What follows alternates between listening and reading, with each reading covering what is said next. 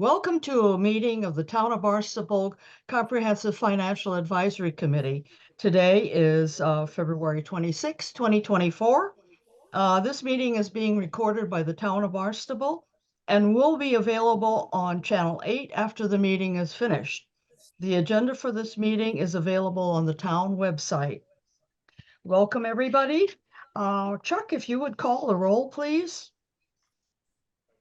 Chris? Here.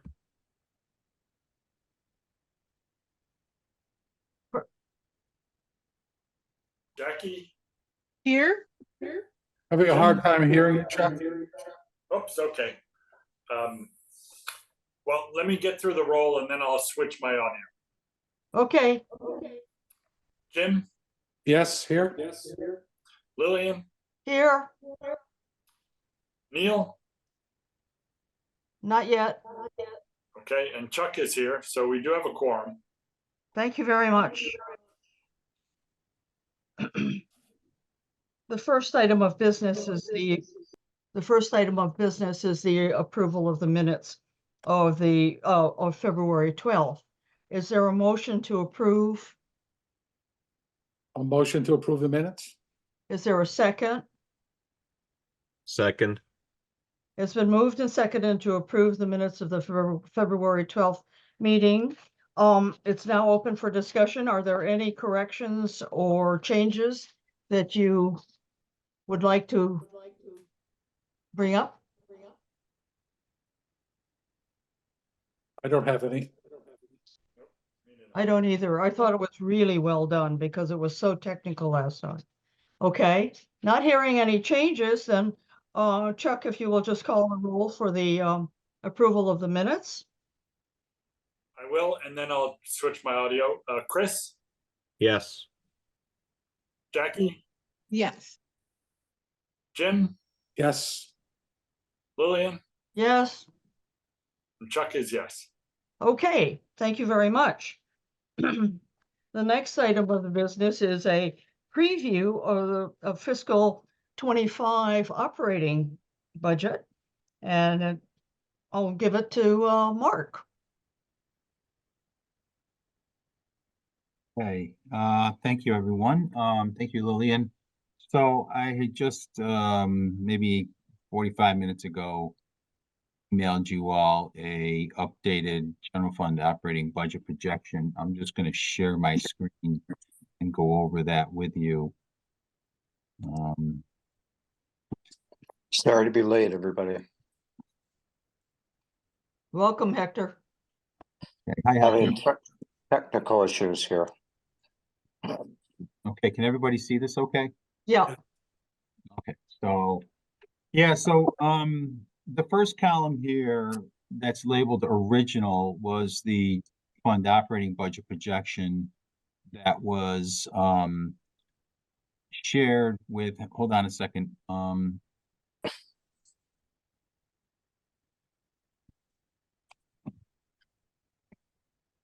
If we got somebody else is trying to get into the meeting and I have to go back and see if I can get them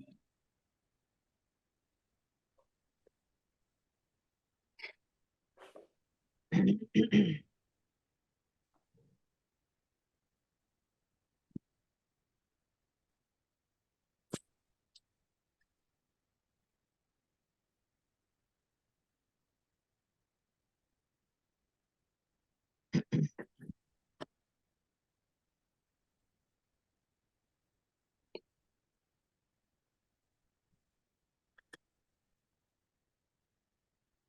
Just for those of you who came in late, Mark is screening everybody who tries to log in, so we won't have any more incidences like last time.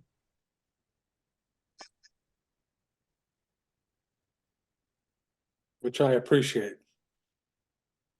Yeah, I'm trying to figure out how to stop sharing my screen here. It won't let me stop sharing. Okay.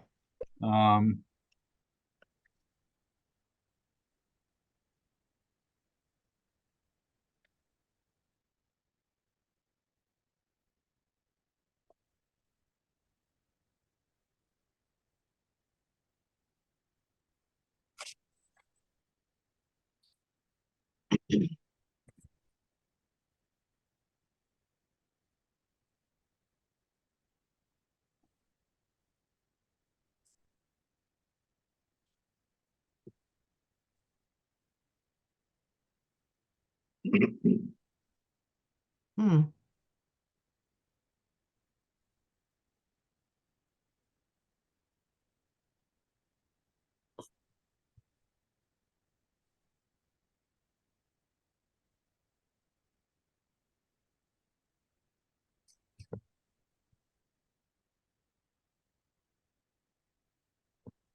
Okay, thanks for your patience. Yeah, we had several more bombers in the waiting room. Wow. And we just had to kick them all out. So let me start over here again.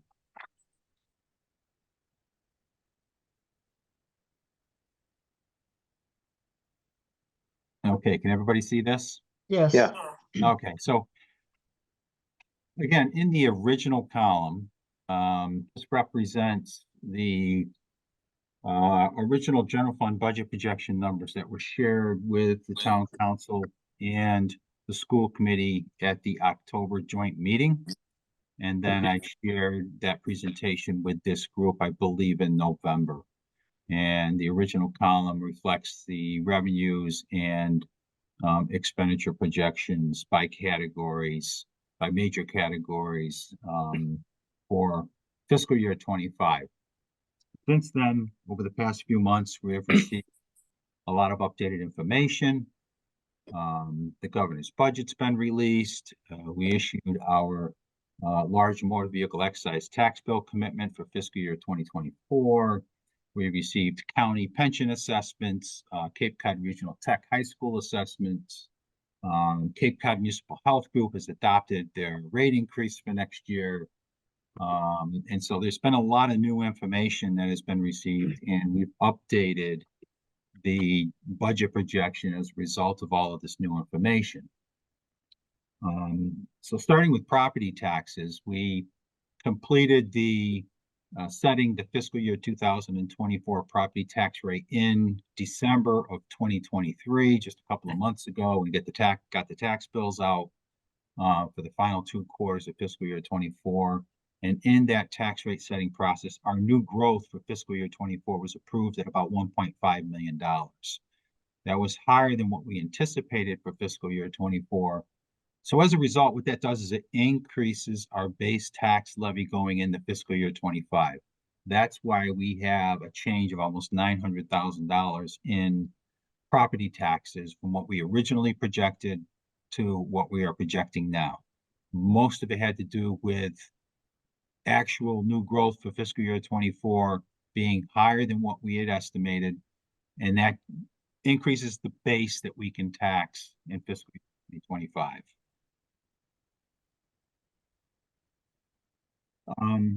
So that was the first category that changed. And just for your note, I think Councilor Tamish just joined us. The next category, other taxes, again, we just issued our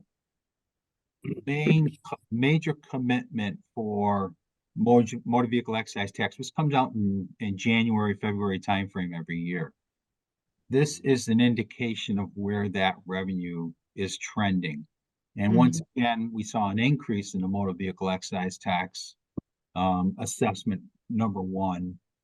And that allows us to increase that revenue estimate for fiscal year 2025. So we bumped that up by $57,000. Not a lot, but we were able to increase that by a little bit. Next category, state aid. As you are probably all aware, the governor has released her budget, and in that budget, there are multiple categories of state aid. The biggest one being Chapter 78 for education. We're estimating an increase of about $3 million in Chapter 78, and that did not materialize. It only increased by about $200,000. So we had a major adjustment here to state aid of $2.6 million, almost $2.7 million, that we reduced that revenue estimate by for fiscal year 25 from what we were our preliminary projection. The next category, charges for services, we have no change right now. Fees based on FY 24 activity levels, fees along with fines and penalties.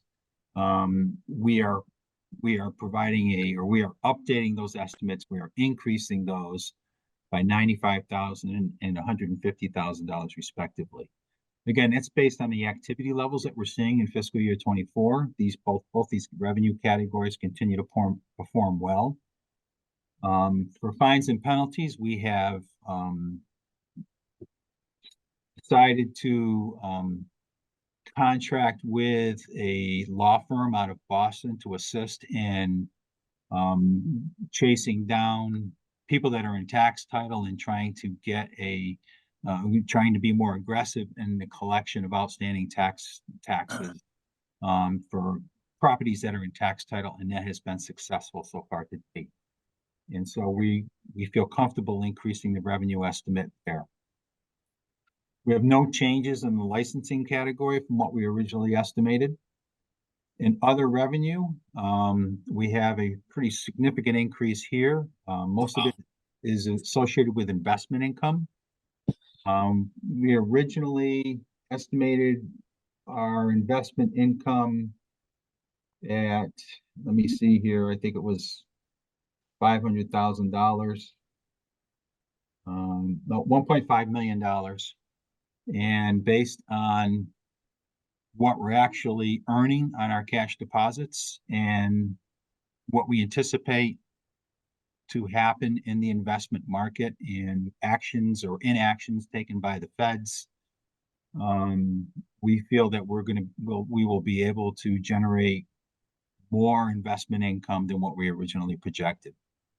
And so we're increasing that revenue estimate. Our permits, especially building permits, continue to perform well. So we feel comfortable raising that revenue estimate by a couple $100,000. And special assessments, which is mostly the assessments that commercial properties receive for not completing the income and expense reports that they're required to submit to our assessing operations every year. If they don't submit that, they receive an additional $250 assessment on their tax bills. And based on what we just billed them for the actual bills for the third and fourth quarters of 2024, we can increase that revenue estimate by $25,000.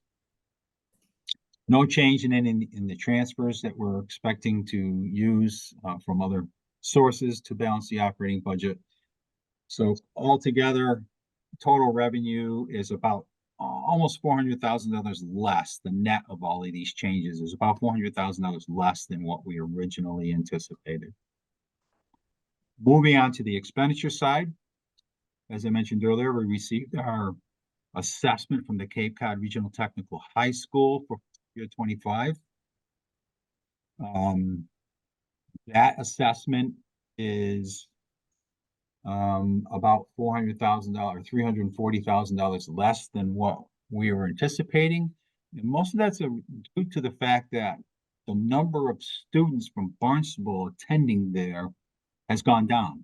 And so we have become a smaller percentage of the overall student population. And that's what is used to determine the assessment of all participating communities. Is that unusual to see that go down? Sorry, I think we lost Hector and Neil. Just bear with me for a second, Jim. I'll answer your question. I gotta let Hector and Neil back in. Okay.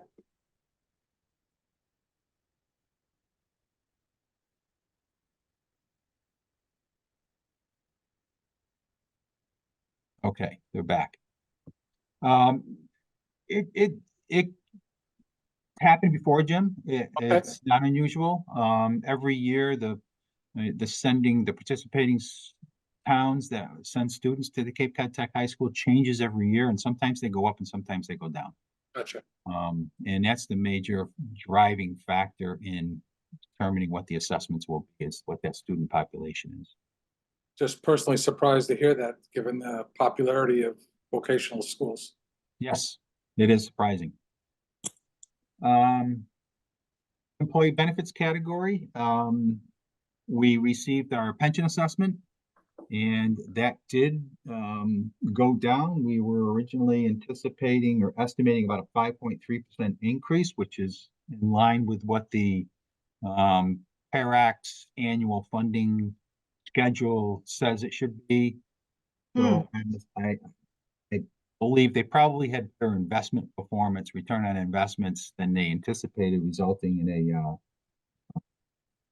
reduced assessment. And I believe we became a smaller percentage of the overall group because the assessment is determined by or allocated by covered payroll for each participating entity into county retirement program. And I believe our percentage decreased from the previous year. So we're actually, based on the assessment we just received, the pension assessment is now 3.1% more than what we're paying in 24 as opposed to 5.3. Also, the Cape Cod Municipal Health Group just approved their rate increases for fiscal year 2025. All plans have been approved with an 8% rate increase. So we're back to the rate increases that we used to see pre-pandemic. They're anywhere from 5 to 9%. In pre-pandemic years, health care costs have always trended higher than inflation for the most part.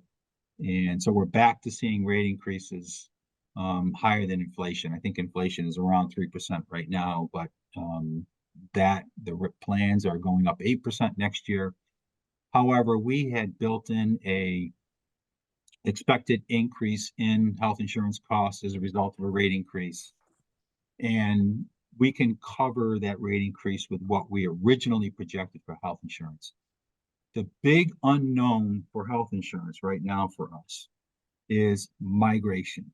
And as you know, we've been talking about increasing the town's share of health insurance premium costs from 50% to 70%.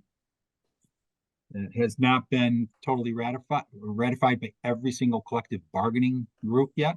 We still have one more group to settle with. And if that happens, then July 1, we expect that rate change to change from 50-50 to 70-30. And we don't know how that would impact any migration. How many more of our employees will decide to elect to take their health insurance with the town of Barnstable, if that's the case. So we will have to wait and see what happens there, but we do have a budget number in our projection built in for that factor. It's a guess right now. It's really hard to tell what it would be. But all in all said, our employee benefits is pretty close to what we originally projected at 34.3 million. Now it's down to 34.2 million. No changes to the other fixed cost category, and state and county assessments are going up slightly as a result of that budget proposal that came out from the governor's office. The cherry sheet assessments that we are expected to receive were $48,000 more than what we originally projected. So those total fixed cost decreases of $397,000 match up with the revenue decreases of $397,000. So the net revenue available for operating budgets ends up in the same. And we still have the same revenue allocation that we originally presented to the joint meeting of the town council and school committee back in October. 50.6 million for our municipal operations and 86.9 million for our school operations. Any questions on that? I think it's remarkable that the fixed costs have stayed the same. Actually, they've gone down. Yes. Yeah. Yep. Because that's Yeah, a category that keeps creeping up. Yeah, and it's a major category of part of our Yeah, operating. It represents really $20 is. million. So, yeah, so that's where we're at. That's the first thing I wanted to review with the committee is that, we're still working with the same numbers as far as revenue sharing allocations for the municipal and school operations that we originally anticipated. And while at the same time, we've had a lot of changes within individual categories, both on the revenue and expenditure side, for the reasons that I shared. The second thing I wanted to review with everyone is the proposed fee changes. We will be having a public hearing in March. These are all DPW Enterprise Fund operations. And let me just share my screen again. While you do that, Mark, what are the cherry sheets? Refresh my memory. I don't remember the. Yeah, so the term cherry sheet came out of from the state budget, because what they used to do is issue communities their local aid and state assessments on a cherry colored piece of paper prior to going to the Okay. computerized systems. And that name has stuck with us forever, for decades now, because everybody knows what it is. And these communities do, you know, people in the financial world of municipal finance, and the state always likes to use that terminology. So, but that's Okay. how it came about. Okay. So What is the that? proposed fee changes. Let's see here. Okay, can These, everybody see that? these have gone up. Yes. Can everybody see this? Yep. Yes. Great. So again, these are proposed. We'll have a public hearing on this. The town manager will conduct a public hearing. I think it's scheduled for March 19th, March 16th and March 19th. But it will be on town's website, the public hearing notice. Tuesday. Excuse me. Starting with the Solid Waste Enterprise Fund. The transfer station permit for the first permit per household will go from $320 to a proposed $335, or $15 increase of 5%. We are also, what's interesting is we are going to a license plate reader operation out there. So you no longer will get a sticker that you'll have to put on your windshield. We will be reading license plates now. And we'll have the technology to do this so that we can avoid having to purchase and issue stickers. But that cost is proposed to go up $15. The cost of disposing solid waste continue to increase, and we're also collecting more tonnage. The other change here that's notable is the construction and demolition disposal. We're going up. The proposal is $15 per ton, or 7%. And because we do, if you're familiar with that operation, we collect a lot of construction and demolition Oh, material. sure. It's the second largest revenue source for that operation are the charges for the disposal of all of that demolition material. And that we just had a supplemental appropriation before the town council, because that activity continues to grow. We're collecting more, it's costing us more to dispose of it. So we're earning more money, but we also need to go up on the fee to cover the cost of the disposal. And then for the recycling of TVs, we're eliminating all of the various categories based on the size of the TV. We're creating just two broad categories: 40-inch and under, and 41 inches and over. So it's either going to be $20 for a 40-inch and under, and $40 for a 41-inch or over monitor or television. Kind of the same thought process behind mattresses and box springs, depending upon whether it's clean or dirty. And so those are the major changes out there at that are proposed for the Solid Waste Enterprise Fund. Any questions there before I move into the next? Yeah, Mark, this is not financial in nature, but mattresses, clean, recyclable. It's my understanding that state law doesn't allow you to recycle a mattress or sell a mattress. Yeah, so they recycle, they don't resell them. And so people can bring them to the transfer station to dispose of them, but they have to pay a fee because it costs us money to get rid of it from that point. The clean ones will go to recycling facility. They'll pick it apart and reuse the materials. Okay, Ones they won't do anything with, they'll just, I don't know what they do with them, but yeah, Recycle as opposed to sell, Hector. as opposed to, Selling it. In other words, Yeah. selling it to another consumer. right. Which isn't allowed under state law. That's what his question is. It's not allowed, right? Correct. yeah.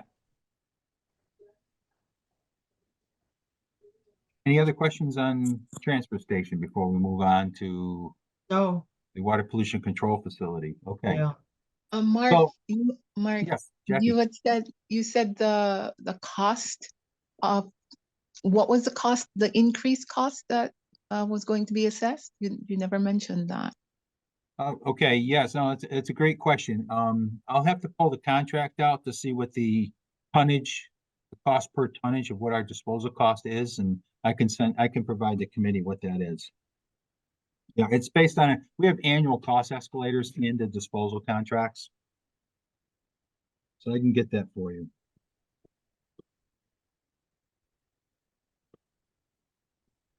Okay, so moving into the Hyannis Water Pollution Control Facility.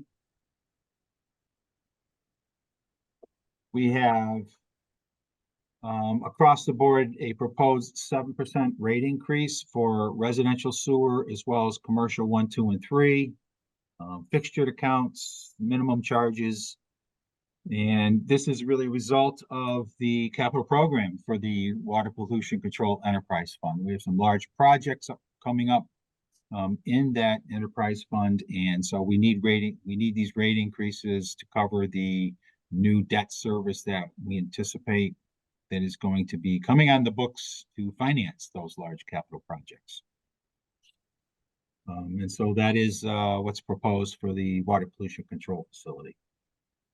And these are based on rate models that we work with a consultant to update every single year that take into account our usage, the number of customers that we have, the capital program that we are anticipating over the next several years, as well as what the operating budget and historical revenues and expenditures have been. What's the difference between commercial 1, 2, 3? It's based on the amount of usage. Okay, So you hit a certain category, and you go to the next tier as your Hmm. consumption goes up. That right. makes sense. And fixture rate is what? A fixture is, you're not on a meter, you're charged based on the number of fixtures that you have in that facility. Okay. Thank you. So Mark, how the CIP investments for water pollution control, through what year? Is that through 2025 or is that farther out? Yeah, this is further out. We're looking at really what the next 5-year capital improvement program is, and we're building in rate increases every single year to try to smooth that rate increase over a multiple year period, as opposed to waiting for it to hit 3 years out and increasing the rates 15% the year the debt service comes on the books. Hmm. We try Thank- to smooth the rate increase. Right, Thank you. that's good. That final rate there, the septage rate, it says can vary based on market conditions. What are the conditions that change that? Yeah, so that's a great question, Chris. It's there's only a couple of facilities on Cape Cod that accept septage.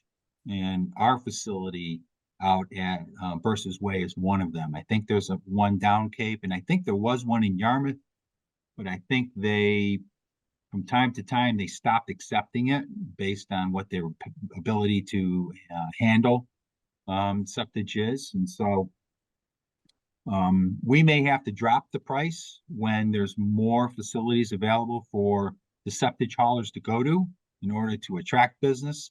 And then when we start getting picking up a lot of activity and people are coming to us, we may have to increase the price for what we charge for the septage. Right. because we have to dispose of all that to septage afterwards. After we collect it, it ends up getting dewatered and trucked off Cape to a facility, I believe, in Rhode Island. Okay, so it doesn't change based on like seasonal factors or anything. It just depends who's actually processing it. Yes. And who's Okay. collecting it, and the number of facilities out there that are actually collecting it.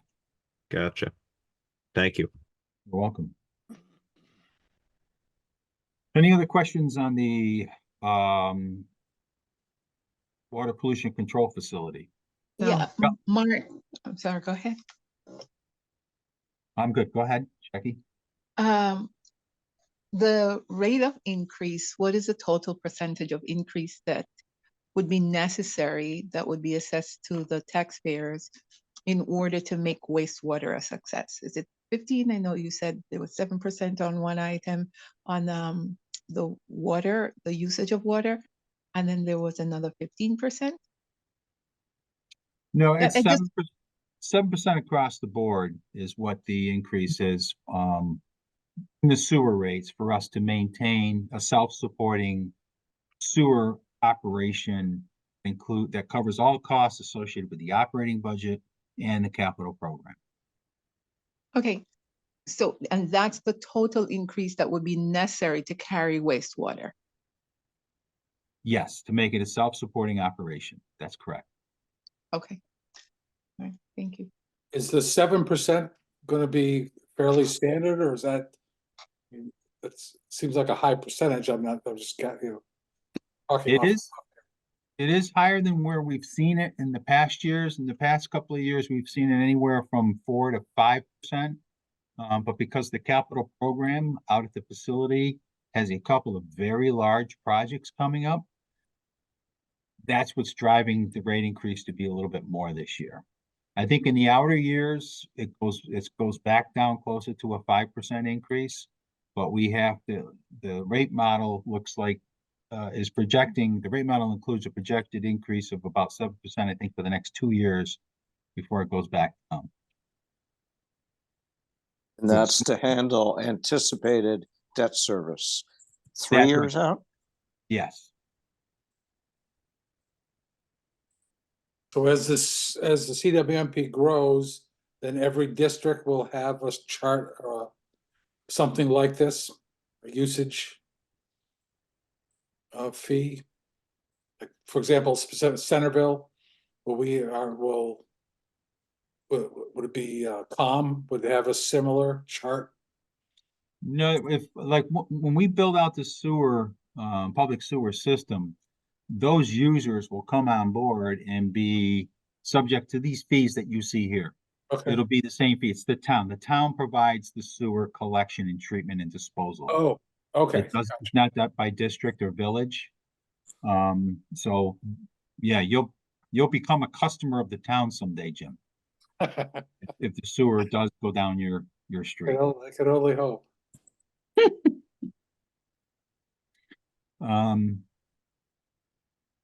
So moving on, the next category is the water supply division. Lots of different fees that are assessed by the water supply division. And summarize it, it's 5% across the board on everything. Right. Their rates for usage as well as their rates for various fees that you see here that they charge. So there's 2 pages of them here. I'm not going to go down through every single one of them. But it's 5% across the board. The only exception you see down here at the bottom is the system development charges. They are significantly reducing the system development charges and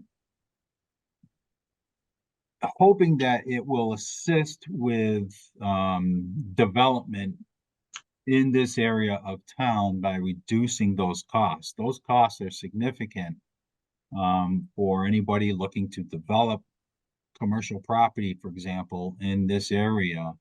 And we've had many comments in the past about how these system development charges for new commercial entities, as well as residential, make it very difficult and affordable to construct any such development. So They are dropping those costs because we have also, with the host community agreement that we have with Vineyard Wind, we now have a new revenue source that's dedicated for this operation. That's $16 million under the host community agreement. That revenue is dedicated for this operation, and that revenue source will allow us to drop these system development charges without impacting the overall operations of the water supply division. Mark, I'm sorry, but where are the system development charges in this, They're at the on this very- page? The very bottom here, new water Oh, service. yeah. I have. I Oh, have yeah, a- I see it. Sorry. Next I page. I Yep. I have a question on the charge 2, because all the others are inches and 2 is feet. Why is that? It should be inches. That's just a typo.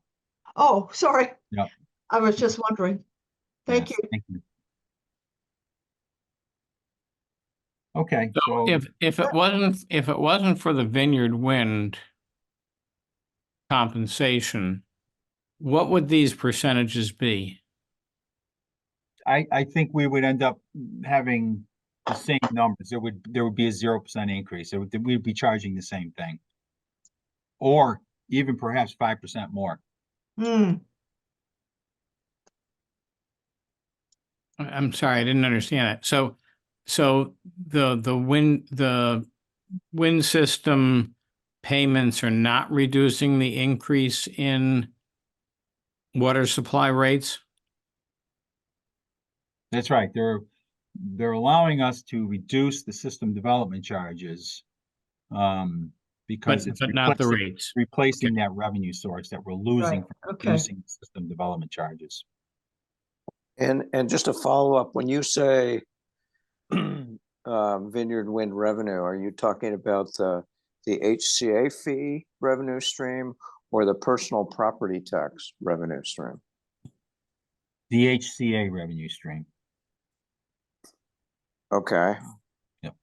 And that's $1.5 million a year, give or take.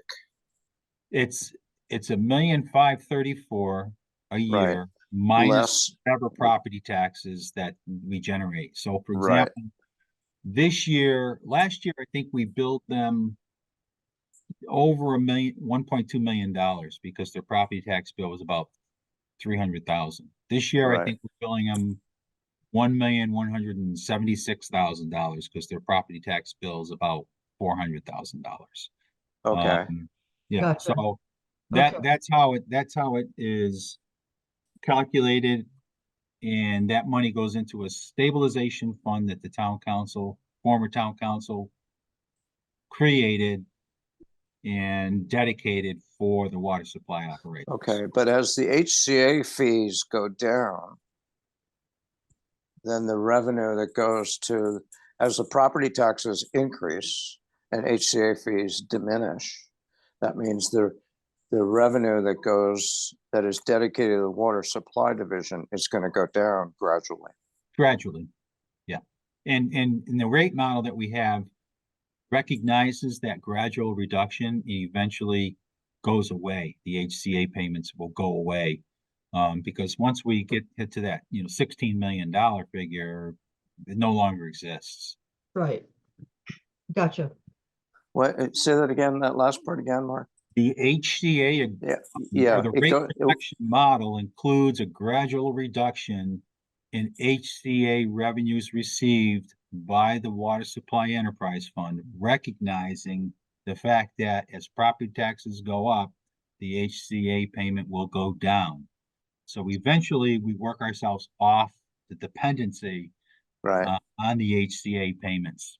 Okay, so the HCA payment, say it's year 10 and the HCA payment is 0. That the payment that would have been that $1,540,000 that would have been payable in year 10 gets put on the back end at the end of the year 25. Is that correct?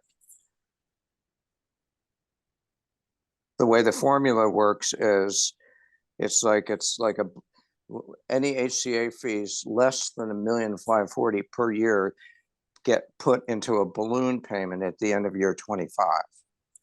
Yeah, but I don't think we'll make it there, Hector. I think we're gonna collect $16 million well, much quicker than 25 years. Based on just what's happening right now. I think we're gonna be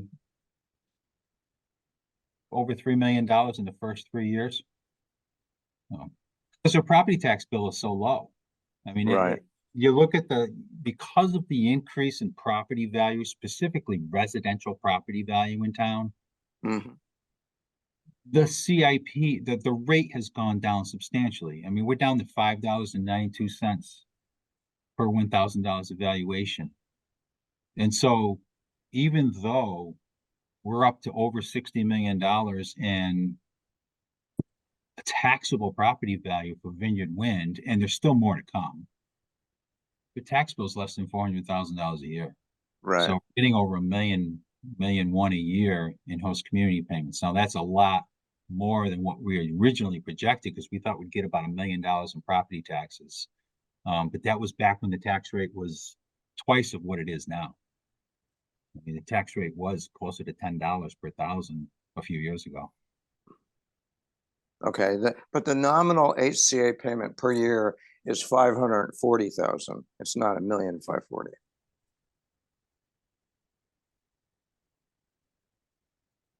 Hello? The nominal payment, Yeah, 500. under the HCA. Mark, why don't you and I have a conversation about this offline? Okay. Okay. Any other questions on that? No. Okay.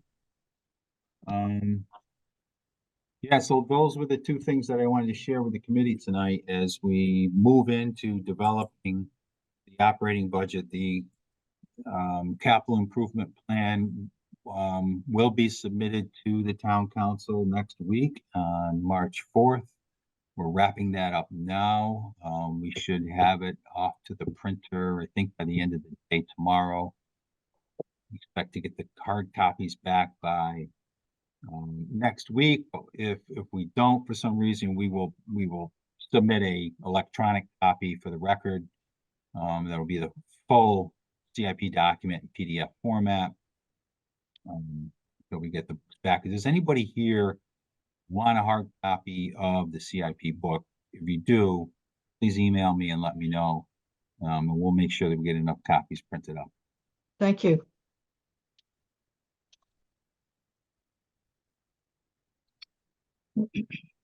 And that's all I have, Lillian. If there's anything else, just please reach out to me. Thank you. I think the next thing on the agenda is the school department CIP request 25 to 29. I think the CIP subcommittee had wanted you to provide some insights on that. Yeah, so we have, every project that they requested for funding in fiscal year 25 is being brought forward and recommended for funding. I think it's just under $10 million. But in the outer years, not just the school department, but the other departments, particularly in Public Works, our funding capacity is well below what the total projects that have been submitted for the next 5 years. And so this has always been the case. What happens is we end up deferring projects beyond 5 years. And that will continue to happen unless there is a major new funding source identified that can address our capital program. Biggest piece of our capital program right now, as you know, is the comprehensive wastewater management plan. And we've been trying to dedicate more resources to that. We do plan on continuing to increase the general fund property tax support to finance that. But anytime we do this, it comes at the expense of the operating budget. Because we are limited under Proposition 2.5 as to what we can raise from property taxes. Now, the Municipal Empowerment Act includes the local options. They gave us more tools, but they didn't give us any money. They just gave us more tools to raise more money at the local level. And so if that passes and we decide to go forward with implementing all of those, we will likely dedicate all of those new revenues to the capital side of the program. And more specifically, probably to the CWMP, because that is the biggest part of the capital program. Absent that, I mean, we're really looking at probably some kind of political campaign to seek some debt exclusion overrides to fund some, anything that's absolutely necessary to implement. It's either that or make reductions to the operating budget and redirect those dollars to the capital program. And what are some of those municipal programs that are being recommended? Nothing, you mean, be recommended for reduction? You said Prop 2.5 limits you, but you're making municipal changes so you have tools in order to set up programs to increase revenue. So I was wondering, what are some of those programs? Well, Proposition 2.5, the increase in property taxes that we can implement under Proposition 2.5 aren't even enough to fund the annual operating budget increases that we see to fund our collective bargaining agreements, our increases in utilities, our increases in fuel costs. We're not implementing any new programs, Jackie. We're just using those revenue increases to fund the cost increases associated with existing programs. So what we look for in addition to property tax increases under Prop 2.5 are things like, what are the local receipts do we see growth in? What kind of Chapter 70 aid are we seeing coming in from the state? Those supplement or provide additional revenues to cover our operating cost increases associated with existing operations. We don't anticipate implementing any new programs because we don't have the funding sources to do so. We're just surviving with existing resources to fund what we provide the community today. Did I answer your question? No. You said you had tools, not money. I was wondering what the tools were. Oh, those tools that I mentioned, the Municipal Empowerment Act? Okay. Yes. Thank you. Thank you. I'm sorry I misunderstood your question. Yeah, so one of them is they're going to allow communities to increase the local meals tax, which currently is 0.75% to 1%. Small amount, it'll generate a few $100,000.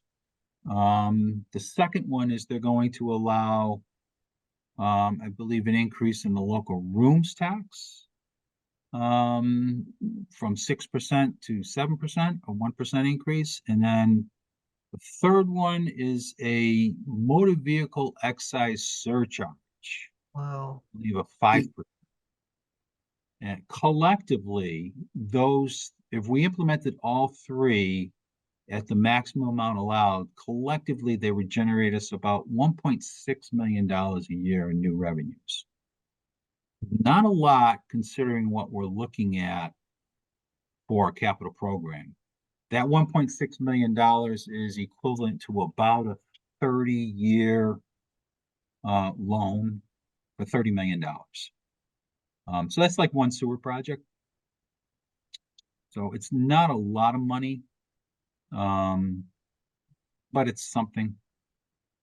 And but we need to better understand what the unintended consequences are of implementing those things. Yeah.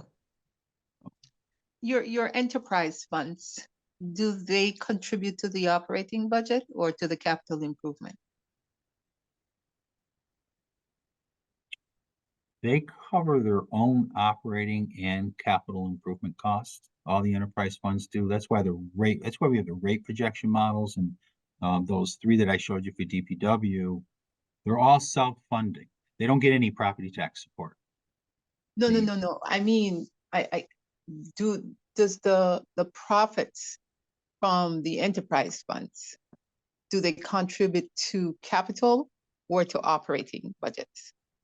Both. We will use, if they have reserves in the enterprise fund operation, we will use those reserves from time to time to help balance their operating budgets and to pay for some capital improvements. Okay. Those are used by any reserves generated or surpluses generated are used by the enterprise, respective enterprise fund. We can't take them and use them in the general fund. Right, they have to stay within the enterprise fund, right, Mark? It's a separate entity. That's correct. Yep, that's state law. So they can't be used, let's say DPW has an enterprise fund, it can't be used to cover some of their operating budget? Only the operating budget for that enterprise fund. That's it. But they can't, it Not- can't be used to fund the general fund operating budget for DPW Not for schools or anything else. or anything else. But we can use reserves in the solid waste enterprise fund to help pay the cost of running the solid waste enterprise fund or their operating budget. Anybody have any other questions? I think. Yes, please. I'm sorry, go ahead, Jackie. No, No. no, I think it was Lillian. It was me. And I was going to say that I thought that Neil was concerned about the increase in the capital for the schools and the need and the possible need for a debt exclusion referendum. And how that would coincide with the CWMP debt exclusion. I don't know if I expressed that right, Neil. Yes, and it, there's another $65-70 million in the next 3-4 years that the facilities assessment asked for. The first 9.9 has been approved preliminarily, from what we understand from Gareth, for FY 2025. In the past, numbers like 2026 through 2029, the 70 million have triggered a debt exclusion for schools, almost every one of which has passed. And I'm just wondering if that looks like something the town might be encountering at the same time as we're you're currently projecting that CWMP will need a debt exclusion. Yeah, so we have not approved any debt exclusions for our school department for a number of years. Right. The last ones that were approved were back in the 1990s for the high school renovation and expansion and the intermediate school renovation. Since then, there have been no additional debt exclusions. Wasn't the regional tech for $23 a month for the median also approved? There was one approved for the regional technical high school, which isn't part of the Barnstable Public Schools system. But yes, that was a debt exclusion ask by the Cape Cod Regional Technical High School. Yeah. That one was approved back in 2019. If there is a desire to go forward with a capital financing campaign for the Barnstable Public Schools, it would likely start with the school committee. They would assess the need. They would make a determination, and if they wanted to pursue that avenue, they would have to come to the town council and ask the town council to put it on a ballot or a referendum. And yes, if that were to happen, and if we are also looking potentially going forward for a debt exclusion to fund a comprehensive wastewater management program, they could end up colliding with one another and competing with one another, especially if we're on the same ballot in the same year. Yeah. Even if they're staggered a year or two apart from one another, you keep going back to the voters and asking them for property tax increases for multiple capital programs, you can get some voter fatigue. So yeah, we're at that point where we have a lot of capital needs and we have to figure out a way to finance them. And that's just one tool that we can consider doing would be, debt exclusion overrides for these What- improvements. What would be some of the other tools just to, one of them is just to keep stretching it out. Keep stretching it out, which is, one practice that has partially been implemented over the years and will likely continue to be implemented. But you can only do that for so long before you reach failure in some of your critical assets, which is why we always bring forward the most critical assets for funding. These high usage facilities. We're looking at, projects that maintain the integrity of the facility, like a roof, like an HVAC system, and so forth. The other tools would be to, a major reallocation of resources between operations and capital programs. And, we've done that before too, where we've sacrificed the operating budget by dedicating revenues to the capital side of the budget, thereby, either reducing service levels or eliminating service levels. So that's, an evaluation that we would have to do to determine which tool do we want to use or a combination of all of them. That's very helpful. Thank you. Mark, with wastewater being projected, do you have any propositions for larger businesses coming on Cape Cod or larger entities? It's been kind of secluded to just being, like they're large corporations are not here. But if wastewater is successful and it's able to carry away all that drudge that, would probably become a burden on the system, do you have any propositions now that wastewater is being projected, or do you have any studies showing that you probably would increase the entities that want to be on Cape Cod, and then that would in turn help with the budget, the operating budgets and all of that? I'm not aware, Jackie, of any large commercial entities that are going to relocate to Cape Cod if we built sewers. Our geographical location makes it very difficult for many types of commercial entities to, especially manufacturing type of entities to relocate here. But what we do see happening is there's a few permits out there for major residential apartment style type development, and which will generate property taxes, new growth, if that development does occur.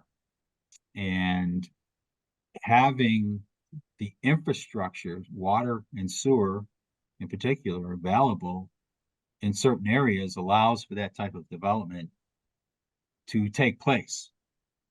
So we are seeing that. We do have, many or few projects permitted right now and some in line for permitting, that you may have heard about, particularly down here in the growth incentive zone in Hyannis, for large residential multi-use type of properties. But I'm not aware of any prospects that would, any major corporations that would consider relocating here, if we build sewer infrastructure.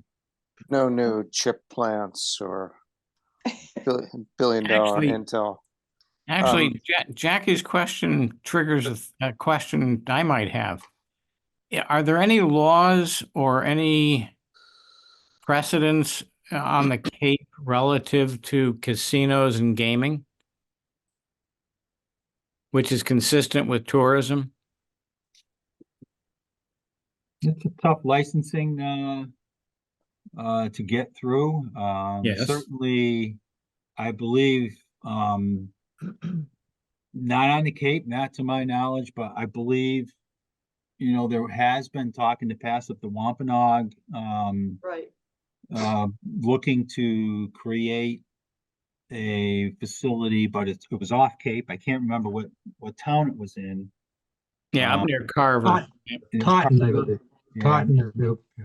yeah, so, There's but, been talk of something like that on the Vineyard too with the Aquina Wampanoag, but I don't think the Mashpee group has talked about that at all on the Cape. It was all off Cape.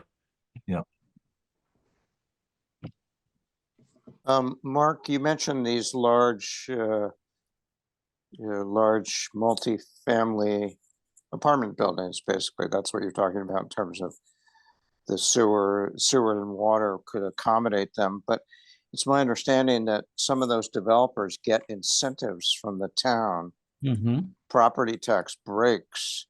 So you'd obviously have to look at them project by project, but the revenue, any revenue projected from those developments would have to be adjusted by the amount of the property tax breaks, which go on, for the first 10 or 20 years in some cases. yeah, so nobody's submitted any applications for those to date, Hector. But certainly they could. We have a couple of them.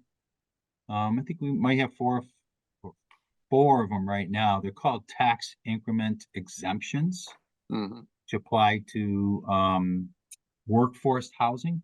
Right. And it does offer the opportunity for these developers to receive a local tax incentive, reducing the amount of new development growth that they pay taxes for, as you said, for as many as up to 20 years. But we haven't had any applications in the project that is under development right now out at Independence Park. They didn't ask for one. They developed that without the need for a tie or a tax increment exemption. Mhm. So, yeah, but they could, some of these future projects, these large projects could come to the town and ask ask us for a tie. But right now, I think these ones that do exist, they probably would have come to us already because Yeah. that is into their financing. Oh, sure. And if they haven't approached us yet and they're in permitting, Yeah. or have been permitted, they don't need it. Yeah. I'd be reluctant to recommend it if that's the case, because they were Mhm. proceeding to build this thing without that tie in place. Sure. No, they would have to build it in up front. So that big complex, is it behind BJ's? Yes, Yes. What's that location called? Independence Park. The big complex behind It's BJ's. called Hanover. Hanover. thank you. Hyannis. Yes, Hanover, that's it. And that's a couple hundred units, housing Yeah. units. Oh, And at that's least. being built without property tax incentives. That's correct. Well, there was also 850 Falmouth across from the adult center, which They which- did receive a tie. They did. but they're paying, if I remember looking it up, they're paying millions in property tax now. I mean, they may be getting a tax break, but boy, they, that's a big revenue source. How many units is that structure, Neil? Do you know? I believe it was 320, of which I believe 10% are considered affordable. Right. No, Not that many. 850 is not that big, Neil. It's not that big. Yeah. No. You'd be lucky to have 75 units in there. Yeah, At I most. think it's even less than 75. Yep. Yeah. But they're paying, somebody could look it up because it's on the assessor's database, but it's millions in property tax every You're year. not talking about Everly over on Independence Park, are you? That was No, about. I'm talking about 250. 850 Falmouth across from the Yeah, adult yeah. center. I think those kinds of complexes can be huge revenue enhancers for the town.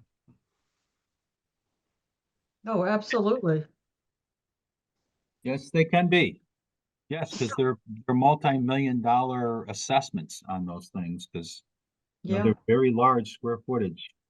The trade-off, of course, is that to the extent the town wants more affordable housing units in these multi-unit developments, that increases the pressure from the developer to ask for tax breaks Right. in order to make their economics work. Mhm.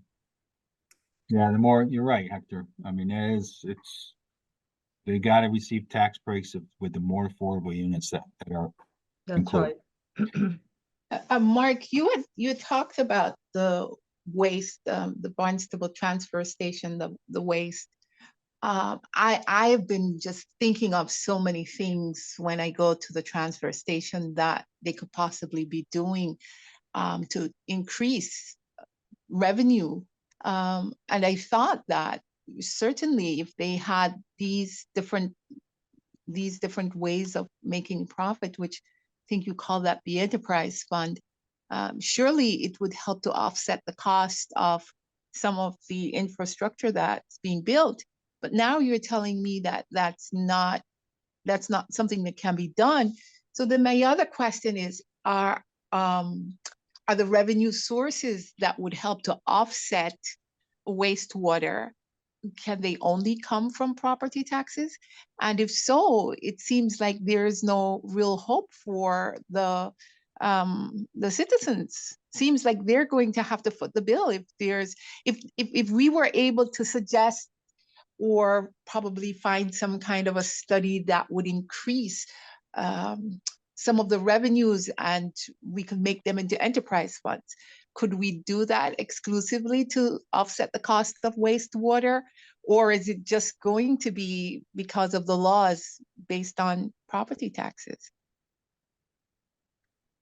So, Jackie, what we've done to date is we've identified a lot of new revenue sources and have dedicated those to building out the public sewer system. So, for example, um, after the Great Recession back in 2008, the state allowed communities to implement the local meals tax and increase the local rooms tax. And the Barnstable Town Council at the time voted to implement both those changes, both those new taxes, and dedicate them specifically for the sewer expansion program. Okay. Thereby, they don't get used for anything else. Most communities in Massachusetts took the advantage of that opportunity to supplement their general fund operating budget because they were being squeezed from the recession. We, as I mentioned earlier, made sacrifices in our operating budgets and dedicated those new resources to the sewer expansion program. And we would probably do that again if we implemented those 3 changes that are included in the Municipal Empowerment Act that I mentioned earlier this evening. So we are actively looking for new revenue sources, but the state has to provide us the authorization to create those revenue sources in some cases, especially when it comes to taxes.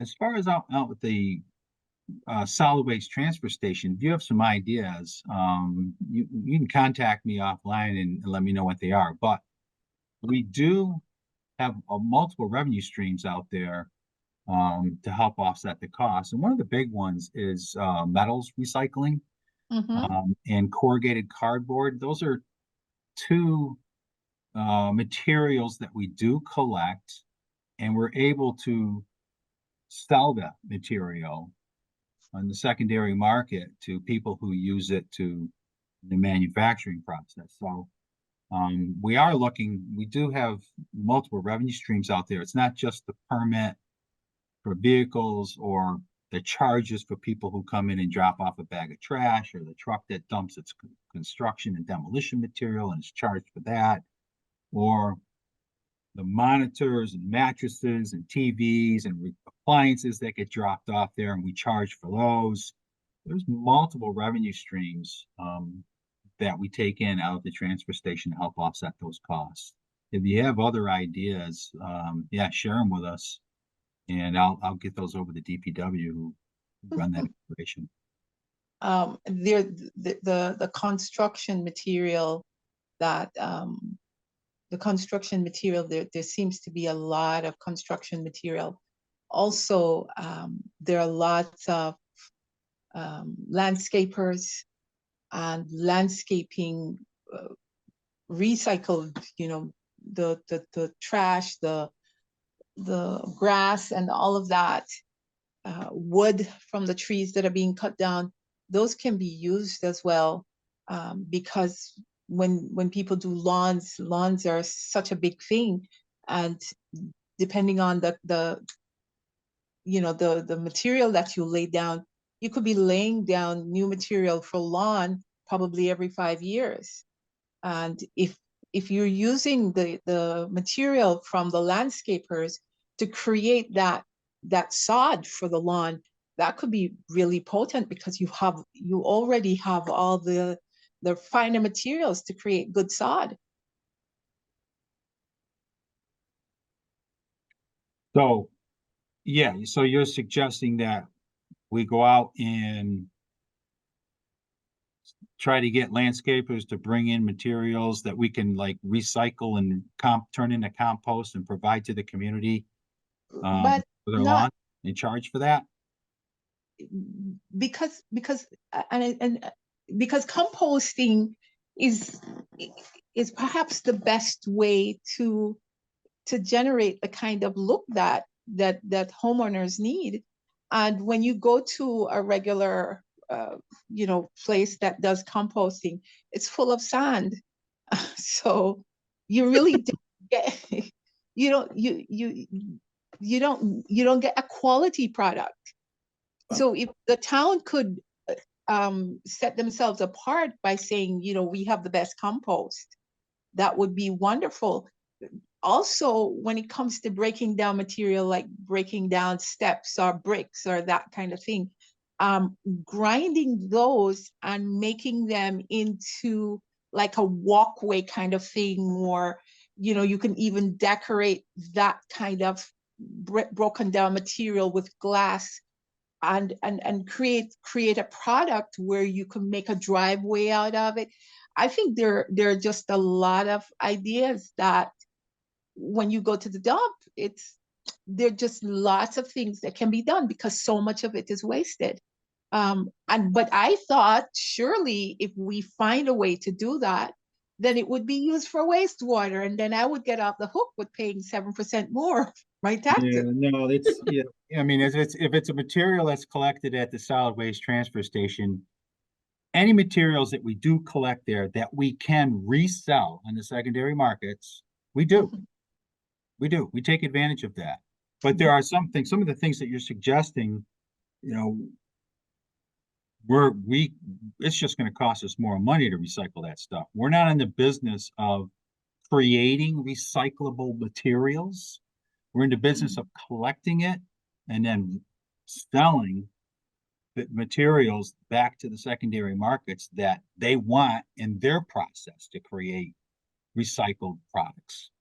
We don't make recycled products. That's not our business. We couldn't do it efficiently or effectively. Okay.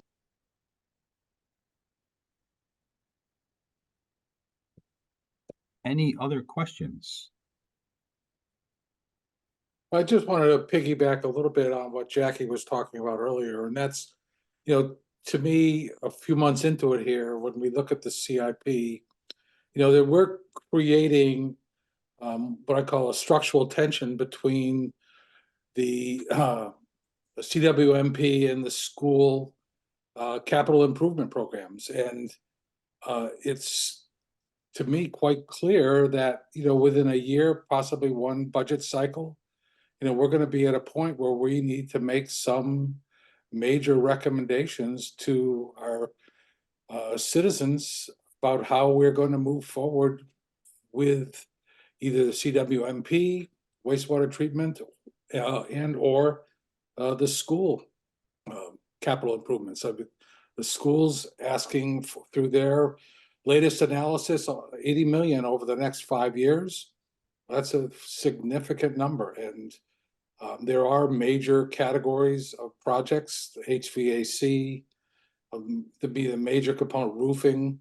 Those are major projects that need to be done, but yet would push out other things that also help our community be what it is today. And so I would like to start that conversation sooner rather than later, and to have our council bring that up for discussion and to see, along, I guess, if anybody happened to witness the last school committee meeting on their facilities, there was significant conversation made at the school committee level on their facilities that I think we be prudent to start a conversation on what's the best, what are paths, or as Jackie said, different alternatives, creative alternatives that we can explore, if any, before it gets to the point where we end up cutting budgets and not doing projects because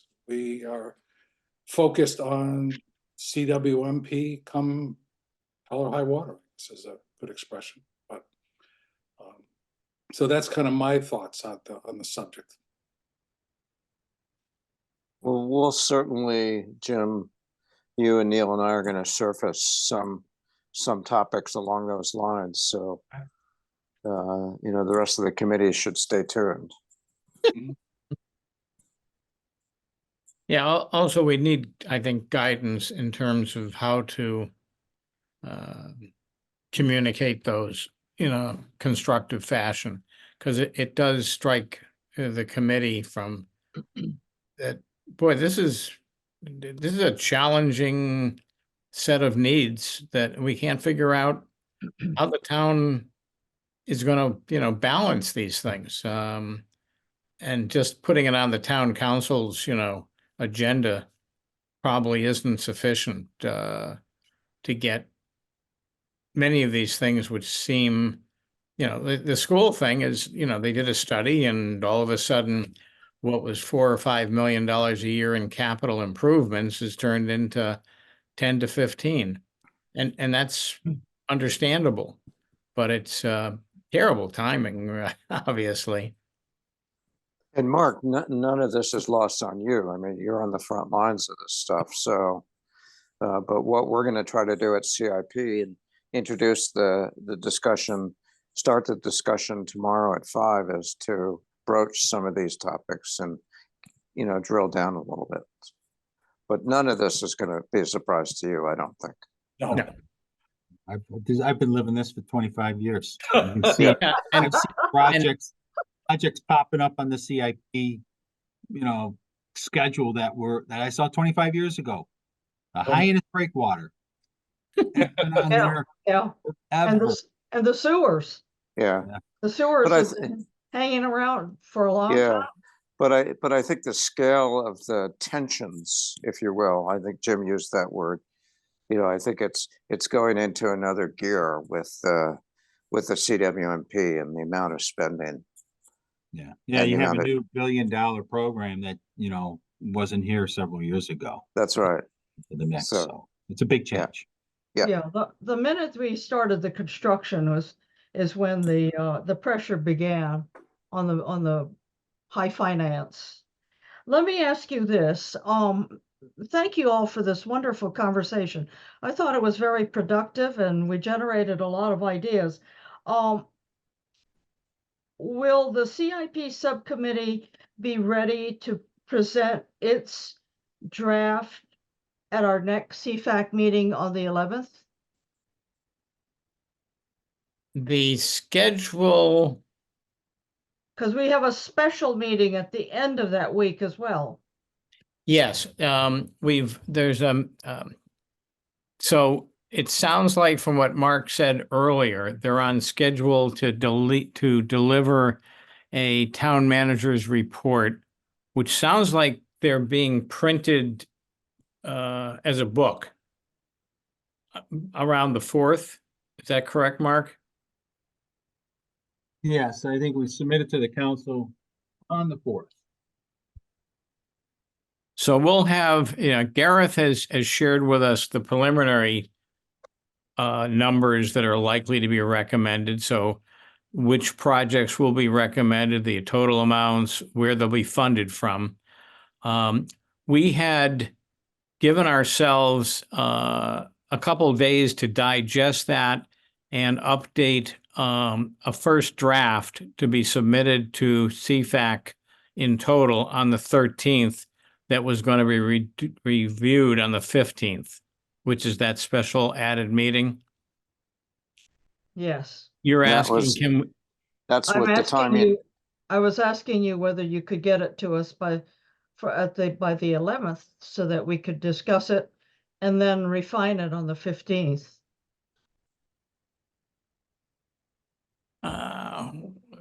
Jim, when- Hector, what are your thoughts? I mean, we're I in pretty thi- good shape now, but we Yeah. don't know what we're going to get. why don't we talk about that offline among the three of us and then go back to Lillian on that matter? Well, We you have- understand, Lillian, that you want to sort of build in more time to review Yeah, the recommendations, and we get that, but we're focusing on the art of the possible too, and we don't get Okay. Mark L's final numbers until the 4th. So So CFAC's report is due to the town council on April 8th. So just for your own scheduling, just Yep. keep it in mind. So you do have a meeting on the 11th and a meeting on the 25th. Prior to that meeting on the 8th. yep. So Lillian, we'll get back to you on that. okay. Thank you. So in that case, should we, Mark, set the agenda for March 11th for something else, just in case? Yes. Okay. Yeah.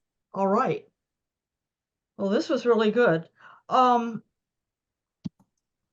have a comment for those of you who have never seen Mark's Budget 101 on public TV.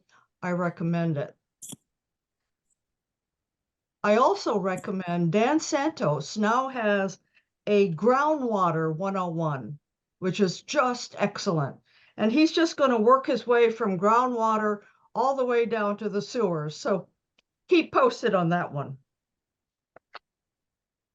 Yeah, I would say that his February 22nd video was really great. Was that the groundwater? Yeah, Water Yeah. 101, which is a Yeah, beginning of yeah. the series. Yes, it was Which just excellent. I thought it was maybe just coincidence, but I thought for the upcoming referendum for CWMP, it is a great communications tool. I just wonder how many people will see it. Besides you and me. Yeah, it's really, he really did an excellent job. I mean, recommend it to the other members of the committee because he does it so clearly. Just the way that Mark has described the budget so clearly. It's just easy. Okay, so Mark is going to come up with a possible alternative agenda for the 11th of March in the event that the CIP subcommittee does not have its draft ready. But you will definitely have your draft ready by the 13th. Yeah. Okay. Yes, that was our commitment until we were asked to push it up further. Yes. Well, I know that you have drafts out there. Well, it's a very early version. If we, I guess maybe Mark, the question is probably for you. The numbers that we got from Gareth probably a week ago, which were the preliminary spreadsheets for what was going to be recommended and how it was going to be funded. Do you perceive there are any in which we got while you were, not available? Do you think there are any major changes that we should expect? None. No. Good. So I think, as Hector said, we need to talk about it, and we'll also be talking tomorrow at 5 on the subcommittee meeting in the open meeting.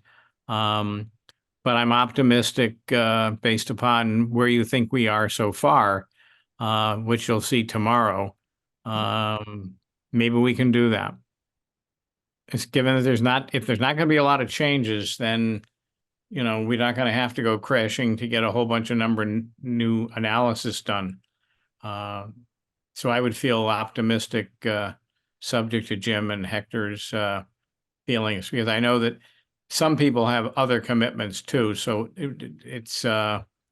we're juggling multiple balls here, not just the CIP report. Okay.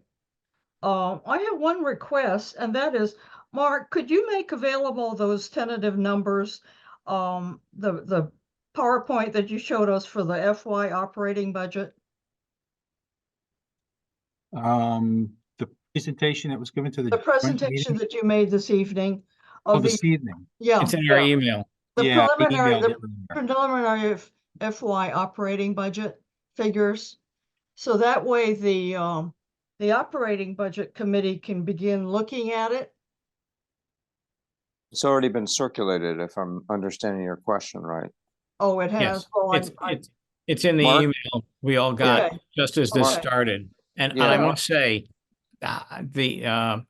having watched the school committee meetings, I think they are going to be static, that the 5% increase in budget didn't go away. Yeah, I'm sure. They were shocked at the Chapter 70 issue. So it's amazing to see it still, the numbers, working out the way they did. That's great. Yeah. Well, Chuck is chairing the operating budget subcommittee this year, and this way he can begin to figure out which one of the members would take the various components of it. And I noticed that Craig is here. Before we leave, Craig, I wonder if you have any comments. We've been talking about the debt exclusion referendum and other matters like that are coming down the pike, and I wondered if you wanted to weigh in on this. I think that we are going to have that discussion. I don't see any way around it it's not if we have it, it's when we have it. Right. It's really the bottom line. Other than that, I think we've just got to go through the process. And I think as we go through the process, it's hopefully will become evident to everybody that that's the only way we're going to stay afloat without starting to cut operational expenses. And, that's a decision for the council. It's a decision for the people, because I think the council would put a override or exclusion, depending on, how it's phrased and how they look at it, before the voters. I don't really think there's an alternative. Well, the decision is in the council's hands. Well, it will be at some Yeah. point in the future. It's just a matter of when, really, is what Yeah. it comes down to. And if we can assist you in any way, please feel free to call on us. No, I appreciate that. And just Yeah. as a reminder, this Thursday night, you talked about Dan and his Water 101 groundwater 101 presentation.